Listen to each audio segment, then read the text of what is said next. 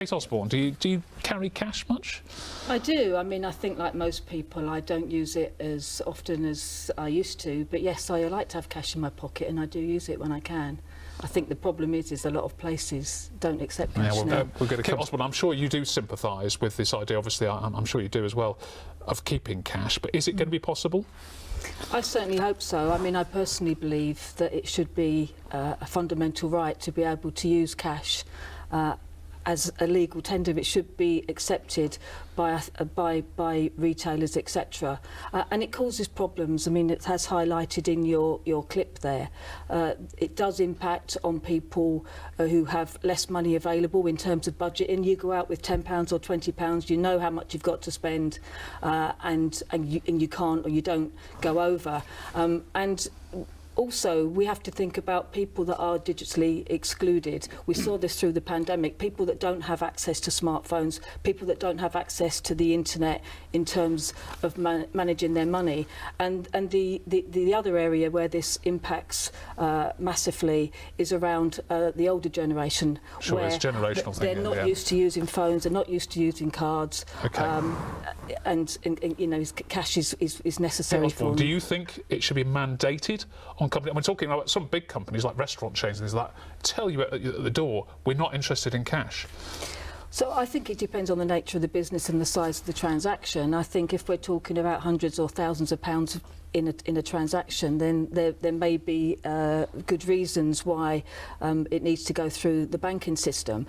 But I think if we're talking about the people that use the cash the most, then we're talking about people who are trying to manage their budgets, whether that because they're on a low income or whether they're maybe more elderly. But which businesses should be exempt and which shouldn't be? You know, well, it's a bit of a minefield, isn't it?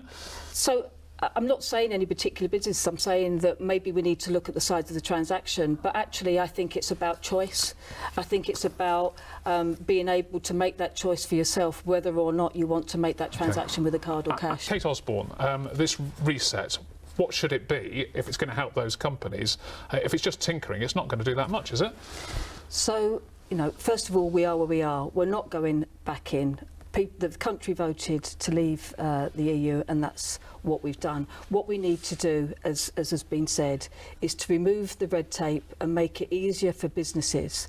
But how do you do that outside the European Union? The European Union has no interest, does it really, in making it easier for us?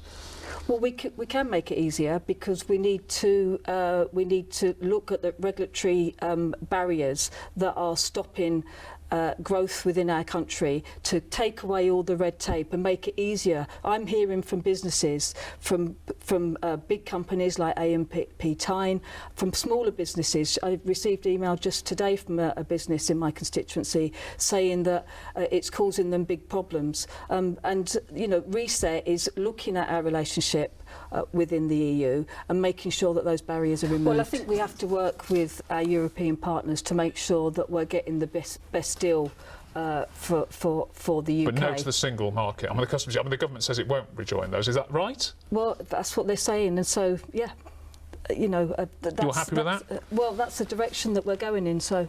OK. Osborne, you're part of the group of MPs that campaigns for this. I think actually met this week. Are you any more optimistic than you were any other time this is ever going to happen? Because there's been plenty of campaigning for this over the years. Well, I have to be more optimistic now that we have a Labour government, and I think that unlike the Conservatives that gave us many years of empty promises, we've certainly got more chance of achieving this now. Look, as you say, the all-party group met this week. We're going to carry on campaigning. I thought that the Prime Minister, without making any empty promises, has said that they'll look at this in the funding review. It sounded to me, didn't it, that he was preparing us for more disappointment, saying the Conservatives hadn't funded it. And, you know, Kim McGuinness, the Mayor, is putting together a business case pointless unless the government backs this, because there's a lot of money to find.